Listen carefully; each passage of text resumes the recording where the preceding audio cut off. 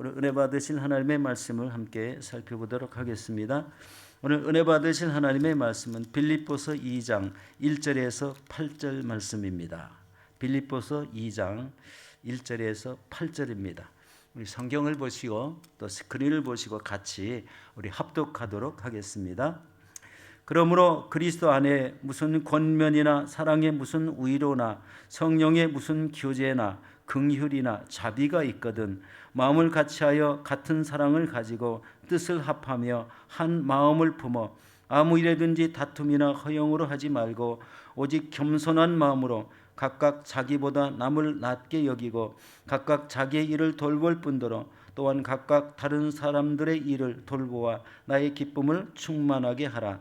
너희 안에 이 마음을 품으라. 곧 그리스도 예수의 마음이니 그는 근본 하나님의 본체시나 하나님과 동등됨을 취할 것으로 여기지 아니하시고 오히려 자기를 비워 조의 형체를 가지사 사람들과 같이 되셨고 사람의 모양으로 나타나사 자기를 낮추시고 죽기까지 복종하셨으니 곧 십자가에 죽으심이라. 아멘. 오늘 저는 이 말씀에 의지해서 너희 안에 이 마음을 품으라 라는 이 말씀으로 은혜를 나누도록 하겠습니다. 여러분, 교회가 소망이라는 이런 기도 제목을 나눴습니다. 우리가 가지고 있는 개인적인 목표, 개인적인 소망도 다 있습니다. 그런데 믿음의 결국은 구원이라는 것을 생각하고 이 천국 백성이 된다는 것을 생각해 보면은 이 세상에 간직된 소망, 이 세상에 간직하고 있는 목표들은 우리의 이 삶이 끝나고 나면은요, 그것은 사실 이 땅에서 이루어지는 것이고, 진정한 소망은 이 교회를 통해서 받은 이 구원의 은혜가 결국 하나님의 백성으로 가게 된다는 것을 생각할 때 우리 교회가 소망이 될 수밖에 없습니다. 우리 소망이 되지 않습니까? 우리 젊은 나이 층에서는 이해가 잘 안 될 수도 있는데 연세가 많으신 어르신들 측에서 보면은요, 교회가 소망이라는 말이 이렇게 마음에 또 확 들어올 것 같습니다. 우리 40일 작정 이제 돌파 기도가 다 끝나가는데 바로 우리 자신이 가져야 될 진정한 소망은 교회에 있다. 교회의 소망이 있다는 것은 결국 예수 그리스도께 소망이 있다는 그런 말씀입니다. 오늘 말씀은 바로 이 빌립보 교회에 대한 이런 협력과 일치를 권면하고 있습니다. 교회 안에서 성도가 협력이 안 되고 일치가 안 되면은요, 하나님의 일을 감당하는데 문제가 있습니다. 빌립보 교회도 우리 잘 성숙하는 이런 교회라고 우리는 생각하고 있지만 그 내면에서는 다툼이 있었고 또 우리가 알지 못하는 그런 일들이 있었다는 것을 깨닫게 하는 말씀들이 기록되고 있습니다. 우리 사도 바울이 감옥에서 이 빌립보 교회를 위한 이런 서신을 쓰게 된 이유도 바로 이런 내용이죠. 우리 하나님 안에서 온전한 믿음을 가지라는 권면인데 그 말씀을 굉장히 다양하게 오늘 말씀 중에 권면을 하고 있는 것을 봅니다. 특별히 이렇게 바울이 권하는 이유는 이 성도 간의 다툼이 있었다. 그런 말씀이고 또 사도 바울은 성도 간의 일치를 위해서 우리 합심과 상호 돌봄과 또 예수 그리스도의 겸손을 모범으로 제시하고 있습니다. 그러면 여기서 먼저 성도들이 교회 안에서 지켜야 될 이런 교제의 요건들이 무엇인지 함께 살펴보도록 하겠습니다. 우리 2장 1절 말씀 같이 다시 한번 보도록 하겠습니다. 그러므로 그리스도 안에 무슨 권면이나 사랑의 무슨 위로나 성령의 무슨 교제나 긍휼이나 자비가 있거든, 이렇게 말씀하고 있습니다. 여기서 참된 교제의 요건을 우리 제시하고 있습니다. 그것은 첫 번째로 그리스도 안에서의 권면, 그리스도 안에서 권면하라고 말합니다. 그리스도 안에서의 무슨 권면이나 이렇게 말씀하죠. 여러분, 권면이란 말씀은 믿음이 성숙하지 못한 성도들과 연약한 이런 성도들에게 시험에 빠지지 않게 하나님의 말씀으로 교훈하고 위로하고 격려하고 때로는 경고를 해서 이런 굳건한 믿음을 갖게 하는 이런 말씀입니다. 한마디로 말하면 온전한 신앙을 갖추기 위한 이런 권면이라고 생각할 수가 있습니다. 그런데 신앙생활을 하다 보면요, 나에게 이런 신앙이 좀 필요합니다. 이런 것은 좀 우리 배제해 주시고 이런 행동은 하지 말아야 됩니다라고 일일이 그런 말씀을 다 할 수가 없잖아요.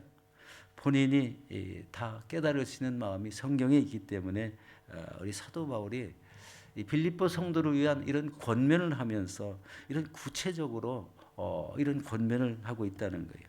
이 성숙되지 못한 신앙을 위해서 그리스도 안에서의 참된 규제를 가지라, 이런 말씀입니다. 그러면 권면을 해야 될 사람은 어떤 사람일까요? 여러분, 교회 안에서의 어르신들이 있어요. 신앙 연륜이 많으시고 또 우리 경험이 풍족한 이런 분들, 장로님, 권사님, 또 연세가 많으시려는 안수 집사님들, 우리 권면을 해야 되고, 또 우리 목회자들과 이렇게 상담하러 오신 분도 있습니다. 이런 권면을 하는 참된 이유가 뭘까요? 온전한 신앙이 무엇인지, 자신이 체험한 이 하나님은 어떤 분이신지 그 연약한 믿음을 가진 성도님들에게 알려주는 겁니다. 그 이야기를 들을 때마다 이 안에 계신 성령님께서 깨우쳐 주실 줄 믿습니다. 이런 신앙이 꼭 필요하다. 말씀은 맨날 읽어도 그 말씀이 실천되지 않으면 우리 반은 잘 적응하지 못하고 있다는 이런 생각이 들지 않습니까? 그 말씀대로 산다는 것은 그 믿음을 말씀대로 실천하는 그런 모습의 말씀입니다. 그럼 이런 권면을 할 때 주의해야 될 것이 있겠죠. 그것은 바로 그리스도 안에서 권면해야 된다는 거예요. 여러분, 그리스도 안이라는 그런 뜻은요, 예수 그리스도의 마음을 가지고 권면하라는 그런 말씀입니다. 이 그리스도의 마음 안에서 이 권면을 해야 권면이 되죠. 자신의 생각에 너무 집중해서 권면을 해버리면 우리 하나님이 주시는 은혜로 권면을 하는 게 되지 않게 되는 경우가 생기겠죠. 그래서 하나님의 사랑, 그리스도의 마음을 가지고 권면을 해줘야 된다. 그 그리스도의 인자하심, 그리스도의 사랑, 그리고 때로는 엄숙하게 권면을 해서 온전한 믿음을 가질 것을 말씀을 하는 겁니다. 이게 권면이죠. 그리고 이 작은 두 번째는 사랑의 위로를 하라고 합니다. 여기 보면 사랑의 무슨 위로라고 이렇게 표현했습니다. 이 사랑의 무슨 위로라는 것은 이 좌절과 고난에 처한 성도님들에게 그리스도의 말씀으로 격려하며 함께 위로하는 겁니다. 내가 옛날 이럴 때는 이랬어.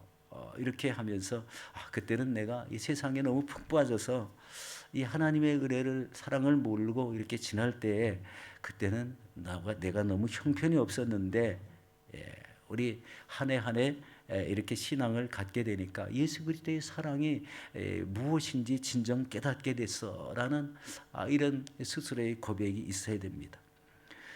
그리스도의 사랑에 기초한 위로는 다양한 이 하나님의 은혜를 받게 되는 이런 계기가 된다는 겁니다.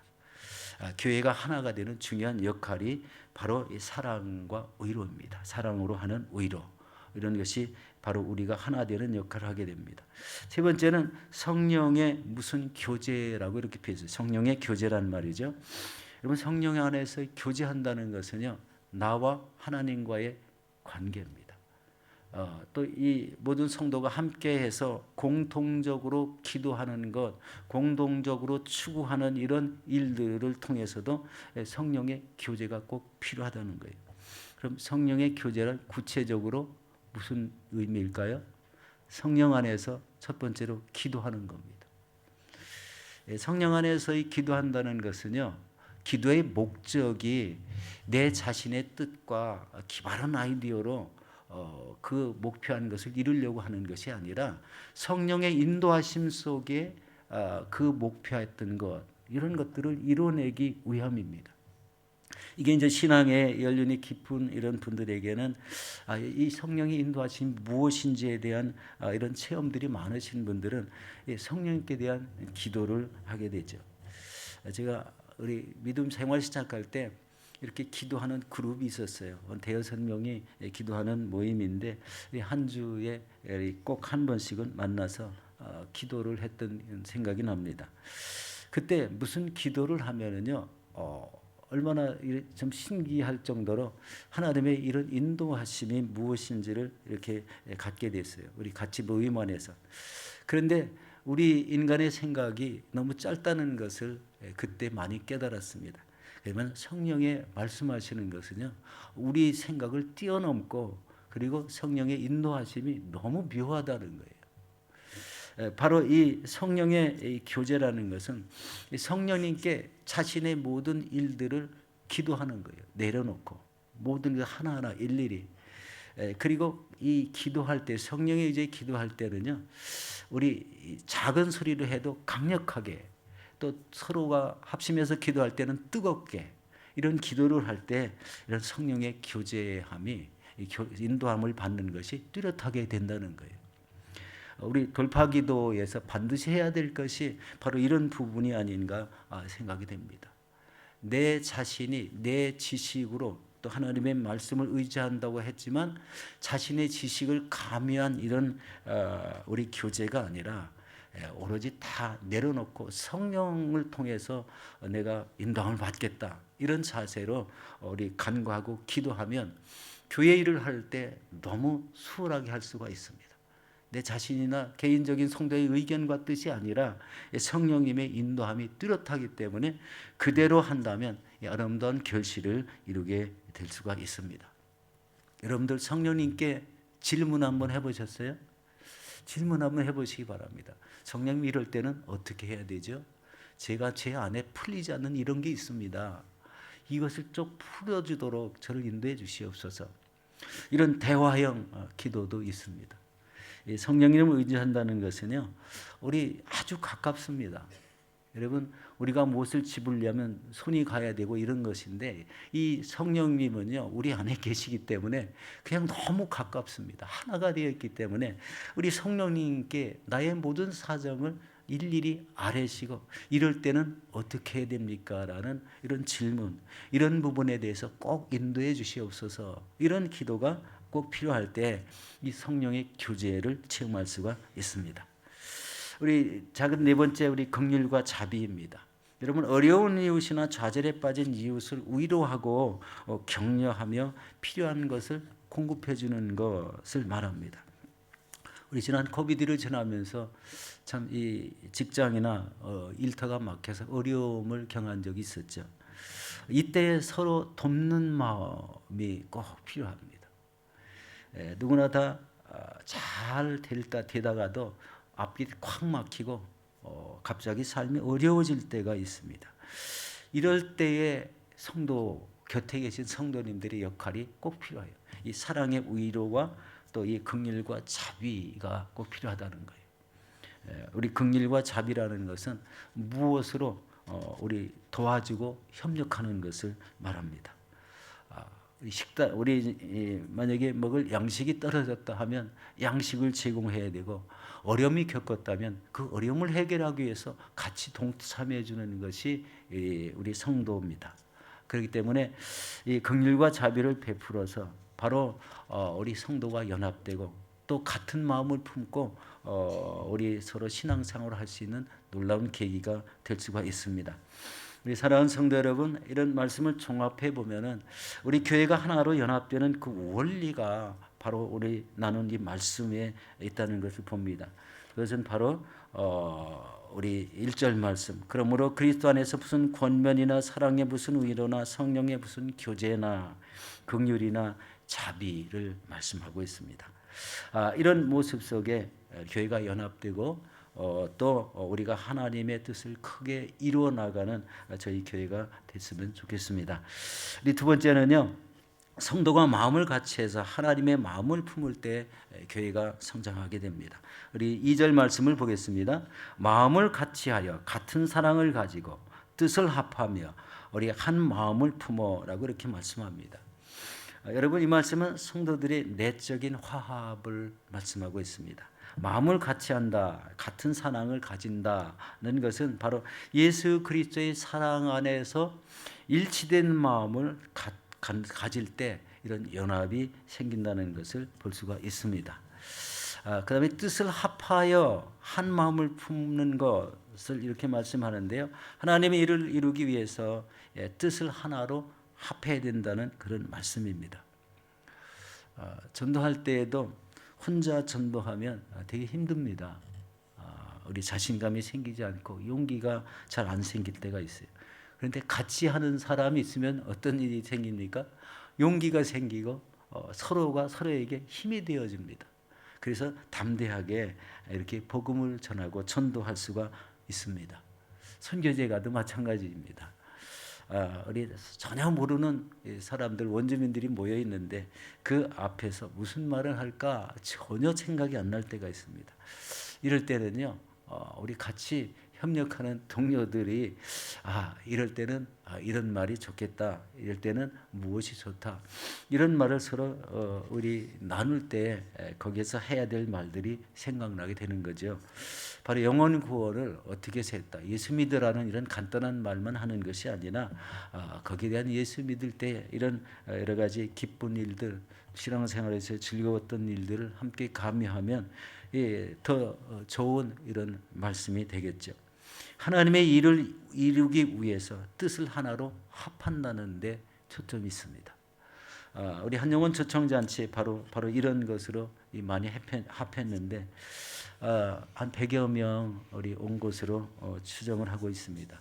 어제 일일이 전화를 하다 보니까요, 대부분의 사랑 성도들, 새로 오신 분들이 교회를 참석하겠다고 이렇게 해서 아주 기쁜 마음이 있었습니다. 다는 아니고 교회에 우리 다른 교회 다니시는 분도 아마 있었던 것 같아요. 우리 자신들은 못 나오는데 기도는 하겠다, 이런 말씀도 한 적이 있습니다. 어제 통화를 하면서 그런 이야기를 했습니다. 여러분, 이렇게 뜻이 하나로 합해질 때에 뭐가 생깁니까? 우리 신앙의 열매가 생깁니다. 한 사람이 신앙의 결실을 얻는 것보다 연합해서 합력할 때 결실이 크게 맺혀진다는 거예요. 우리 한영원 초청 대잔치가 대표적인 예가 될 수가 있습니다. 우리 또한 우리 교회의 일치를 위해서 성도가 가져야 될 덕목이 무엇인지 살펴보도록 하겠습니다. 우리 3절 4절 같이 보겠습니다.